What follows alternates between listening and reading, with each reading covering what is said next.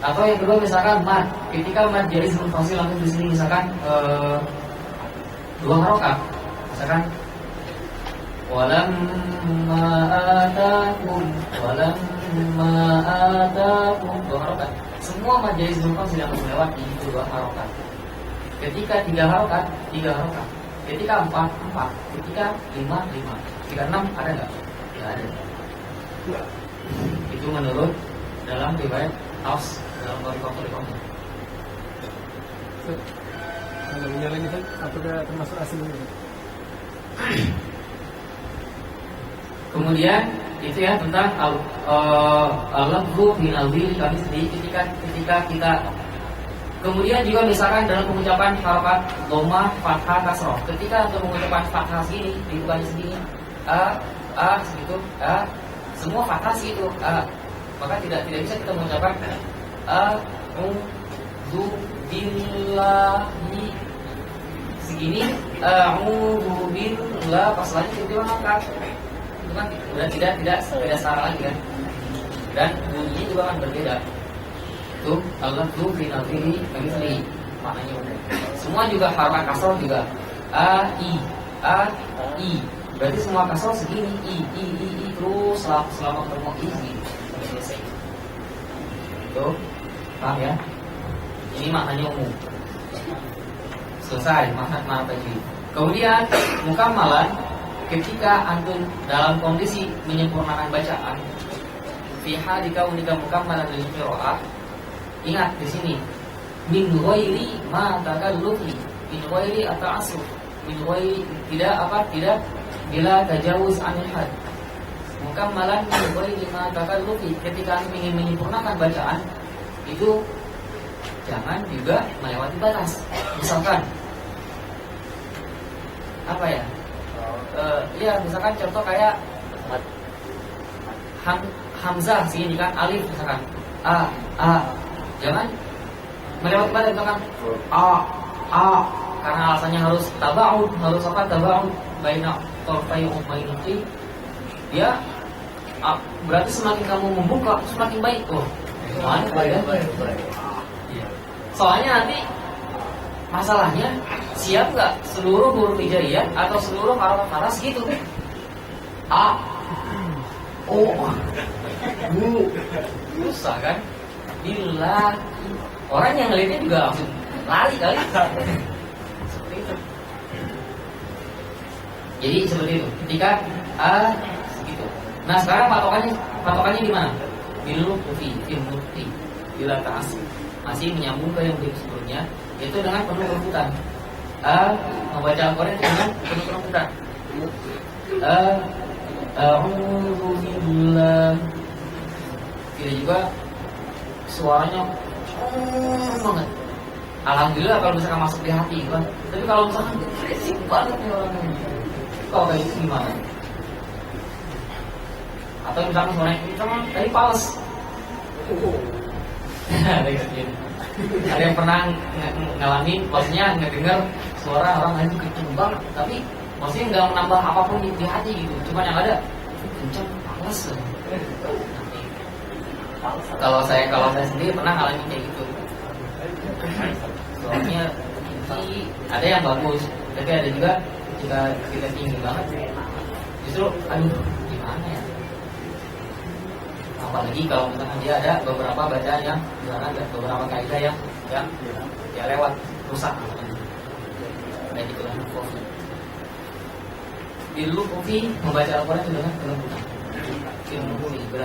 Satu hal lagi, ketika aku membaca Al-Quran bahkan dalam kondisi kesendirian dimanapun itu, dalam kondisi kesendirian dimanapun itu, tetap mura'atul ahkam itu nomor 1. Jadi jangan membaca Al-Quran pakai tajwid itu hanya ketika ada manusia.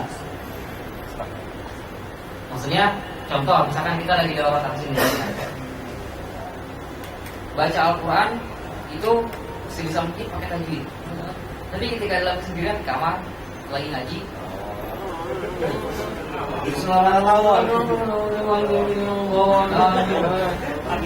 pokoknya bawa aja gimana caranya supaya satu juz itu bisa mengerjakan dalam 10 menit. Saya jujur ya, dulu sebelum tahu tajwid, gimana caranya kan semakin banyak murojaah semakin bagus, itu prinsip saya dulu. Kalau itu salah, satu halaman itu nggak boleh lebih dari 1 menit. Wah ini cepet banget, sampai dulu waktu di pondok tahfiz, sampai ada orang yang orang yang di samping, Maulana, bacanya bisa dibanding sedikit nggak? Satu orang komplain, oh iya oke. Akhirnya kita pindah, pelan kan, tapi tetap cepat. Ternyata ada lagi komplain di belakang, kan di masjid kan masih ada banyak.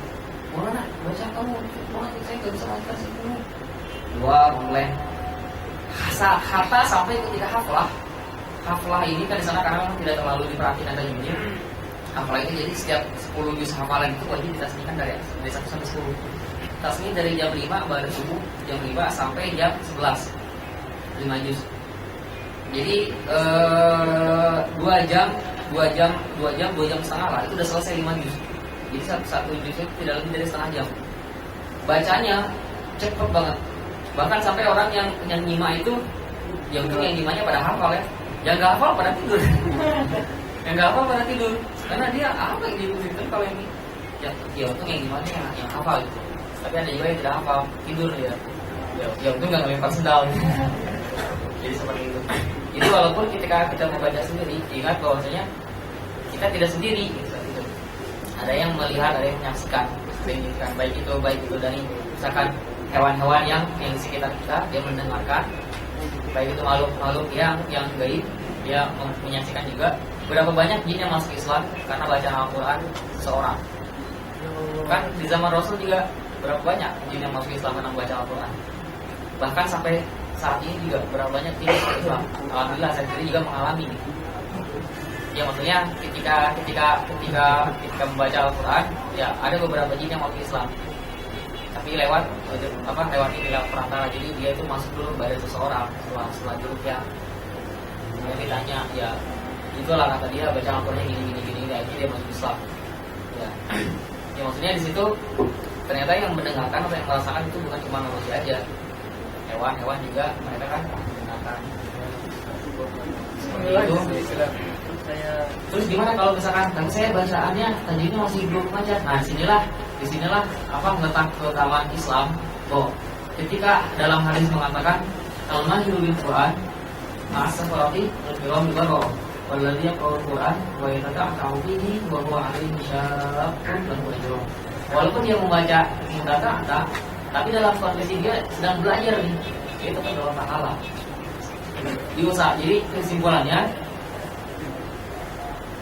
Bilukti filukti bila ta'asufi Mukammalan menjugari dimatakan Bilukti bila ta'asufi dalam kondisi apapun, baik itu sendiri atau bersama-sama atau banyakan, atau terutama dalam sholat, usahakan membaca Al-Quran itu dengan tajwid yang kita bisa, yang kita tahu. Dan bab terakhir bait terakhir walaisa bainahu wa baina tarkihi illa riyadhatun fil. Tidak ada yang membedakan. Nah ini nih kesimpulan akhirnya. Ketika ada seorang yang mahir, lisannya fasih, suaranya enak, gitu kan, tidak ada yang membedakan mereka semua itu, melainkan yang satu itu dilatih terus, yang satu tidak. Latihan sini maksudnya latihan lidah. Yang biasanya dilatih terus, jadi memang pertamanya agak sulit. Jadi memang agak sulit, saya juga belum akui. Tapi ketika sudah Al-Quran itu mendarah daging dan sudah dibaca terus, ya insya Allah dia juga akan nanti juga kita akan tahu, karena beda siapa yang lebih keren. Misalkan Bani atau Cristiano Ronaldo dalam main bola.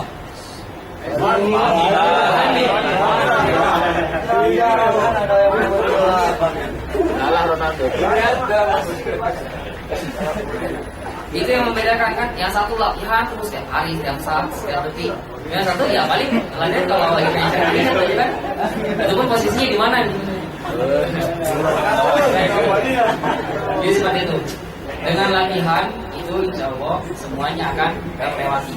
Gitu latihan gaya olahraga. Di lisan juga, olahraga lisan itu akan memperbaiki kualitas bacaan kita.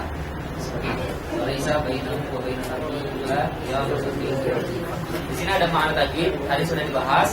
Kemudian al-ghayah, tujuan dari ilmu tajwid di halaman 41 yaitu mengucapkan atau melantunkan kalamullah dengan sebaik-baiknya.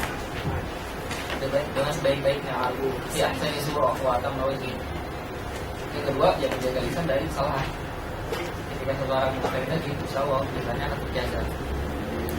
Sekarang di sini yang asbab al-mujibah ta'awun tajwid, kemarin kita sudah mengetahui juga dan tadi sudah disebutkan. Yang pertama adalah li'annahu billahi anzala. Allah yang menurunkan. Ketika kita merubah, berarti kan wah songong kalau bahasa Sundanya. Kemudian wazid dia juga mutawatir. Kemudian juga ini wa huwa ibadun ila tilawati yang tadi sudah disebutkan. Itu sebab-sebabnya. Terakhir, walaysa bainahu wa bainal tarbihi illa dia betul latihan. Bahkan ketika lagi di hamam, jangan segan-segan lagi kayak di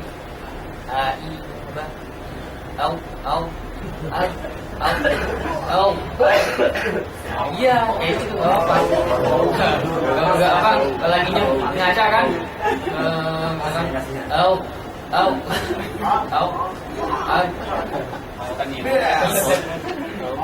ya saya lagi sih sambil ngaca itu perempuan